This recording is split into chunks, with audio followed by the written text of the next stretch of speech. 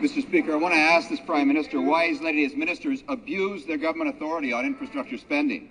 The people of Northern Ontario, who've been hard hit by economic downturn, are being shortchanged so his Minister of Industry can give a double helping to his riding and that of the other Conservative in the region. Can the Prime Minister explain to hard-working unemployed people elsewhere in the North why he thinks they're only worth half as much assistance as those in his Conservative ridings?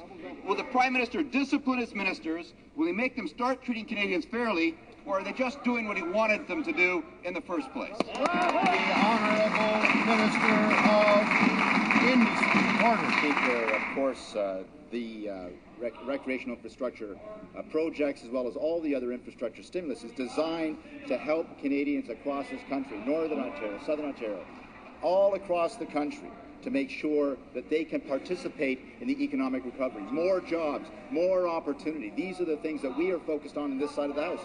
But you don't have to take my word for it, Mr. Speaker. The Deputy Premier of the province of Ontario, his former Liberal colleague, said that he was quite satisfied that things were done equitably here in the province of Ontario. The Honourable Member for Parkdale High Park. Well, Mr. Speaker, I can understand why this minister wants to hide behind that other minister.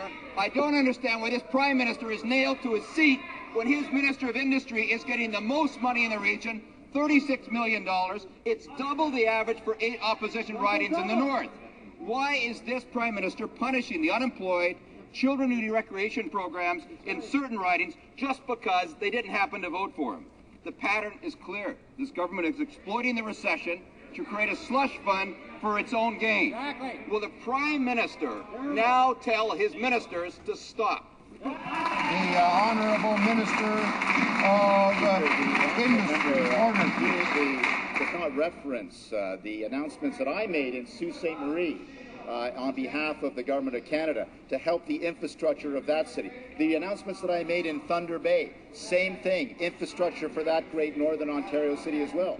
But here's what George Smitherman had to say. He explained it. He said, the fact is that there are 450 municipalities, many of them small, meant that there were more requests in the mix from smaller communities, Mr. Speaker. This means that they had to be distributed, a little bit more distributed to rural Ontario, Mr. Speaker. We have been fair and equitable. That's what the Deputy Premier...